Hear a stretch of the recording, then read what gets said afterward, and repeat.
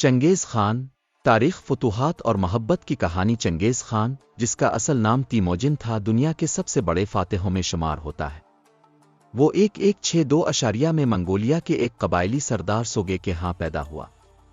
اس کی زندگی مسلسل جنگ و جدل، سیاسی چالاکیوں اور سخت آزمائشوں سے بھری رہی۔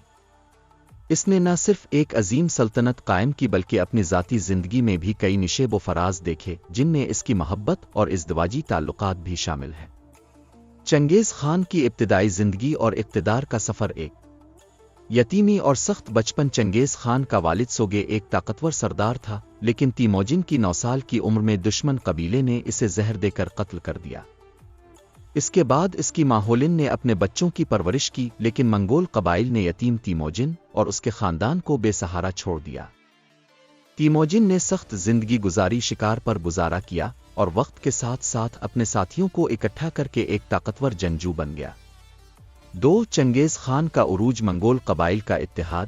تیموجن نے دشمن قبائل کو شکست دے کر 1206 میں خود کو چنگیز خان یعنی عظیم حکمران قرار دیا۔ سلطنت کی توسیع۔ اس نے چین، ایران، وسطی ایشیا اور مشرقی یورپ تک فتوحات کی اور تاریخ کی سب سے بڑی زمینی سلطنت قائم کی۔ جنگی حکمت عملی۔ چنگیز خان کی جنگی حکمت عملی بے مثال تھی۔ وہ نفسیاتی جنگ، تیز رفتار گھڑ سوار فوج اور جاسوسی نیٹ ورک کا ماہر تھا۔ مذہبی رواداری۔ اس نے ہر مذہب کے لوگوں کو آزادی دی، خواہ وہ مسلمان ہوں، عیسائی ہوں یا بدھ مت کے پیروکار۔ چنگیز خان کی محبت اور ازدواجی زندگی۔ پہلی محبت۔ بورٹے۔ چنگیز خان کی اصل محبت بورٹے تھی، جو اس کی بچپن کی منگیتر تھی۔ وہ ایک قبیلے کے سردار کی بیٹی تھی اور دونوں کے خاندانوں نے ان کی شادی بچپن میں طے کر دی تھی۔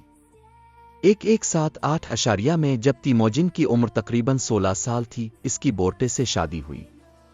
لیکن شادی کے کچھ ہی عرصے بعد ایک دشمن قبیلہ مریک نے بورٹے کو اغوا کر لیا۔ بورٹے کا اغوا اور چنگیز خان کی جدوجہد۔ یہ واقعہ تیموجن کی زندگی کا ایک اہم موڑ تھا۔ بورٹے کو چھڑانے کے لیے اس نے ایک چھوٹی فوج اکٹھی کی اور حملہ کر کے اسے آزاد کرایا۔ اس واقعے کے بعد چنگیز خان نے اپنی طاقت کو مزید بڑھانے کی قسم کھائی اور یہی اس کے عالمی فتوحات کی بنیاد بنی۔ بورٹے سے چنگیز خان کو 4 بیٹے ہوئے۔ ایک جوچی، جس کی اصلیت پر تنازع تھا کیونکہ وہ اغوا کے بعد پیدا ہوا تھا۔ 2 چغتائی۔ 3 اوگتائی، اس کا جانشین۔ 4 تولی۔ چنگیز خان نے بورٹے کو ہمیشہ اپنی ملکہ کا درجہ دیا اور اس کی رائے کو اہمیت دی۔ 2 دیگر بیویاں اور سیاسی شادیاں۔ چنگیز خان نے بہت سی دیگر شادیاں کی جو زیادہ تر سیاسی اتحاد کی غرض سے تھیں۔ اس کی کئی بیویاں مختلف قبیلوں سے تھیں تاکہ وہ دشمن قبائل کو اپنے ساتھ ملا سکے۔ اس کے دربار میں خواتین کو عزت دی جاتی تھی اور وہ اکثر اپنی بیویوں کے مشورے سنتا تھا۔ 3 خواتین کے حقوق اور چنگیز خان نے عورتوں کو کافی حقوق دیے، خواتین کو تجارت، سیاست اور گھریلو انتظامات میں اہم کردار دیا۔ منگول خواتین کو آزادی تھی کہ وہ گھڑ سواری کریں، شکار کریں اور جنگی مہارت سیکھیں۔ اس کی اولاد میں کئی خواتین نے بعد میں اہم سیاسی عہدے سنبھالے۔